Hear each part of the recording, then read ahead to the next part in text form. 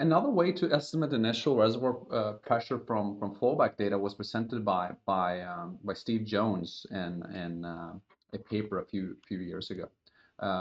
Steve Jones, may he rest in peace. He wrote this beautiful paper that I have on the screen right here. It's called "Estimating Reservoir Pressure from Early Flowback Data," and it has a thing in common with the IPR analysis method that I showed last week. And that's the fact that it uses readily available data and it can be done on every single well. I would say the difference between them, when should you use one method versus another? Well, typically the recommendation would be that we should use the flowback method by Steve Jones once, if your well is producing and it hasn't broken out hydrocarbons from the first time step that you have available. Okay, so if you flow only water for a period of time and then hydrocarbons break through, then using Steve Jones' method that we're going to go through here today makes a lot of sense. And in the other case where you're actually seeing hydrocarbon in your first time step, we recommend you to use the IPR analysis. That's at least the running recommendations right now. The chart behind me here is very simple. You basically plot water rates, typically in hourly format, together with the hydrocarbon rates, and you have a calculated bottom pressure versus time.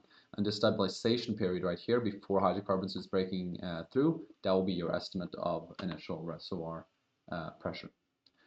So how does this look like in Whitson Plus? In the bottom pressure feature, as we've talked about before, we have the reservoir pressure input here exposed.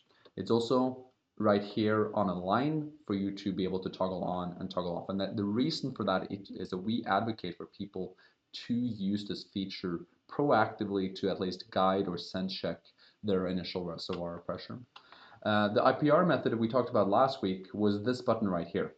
This method can basically be evaluated using this option right here, because you just need to show the rates and the surface pressures to use it.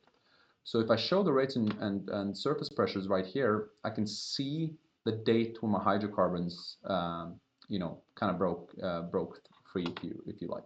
The rates will come here on the secondary axis, so I can go and change that if I like to. Okay, so in this case, I'm seeing that my hydrocarbons is breaking, through here at the day, around 9th of January. 9th of January, it's somewhere around here. Then the bottom pressure is around 5,067. So I could go in here and say 5,067.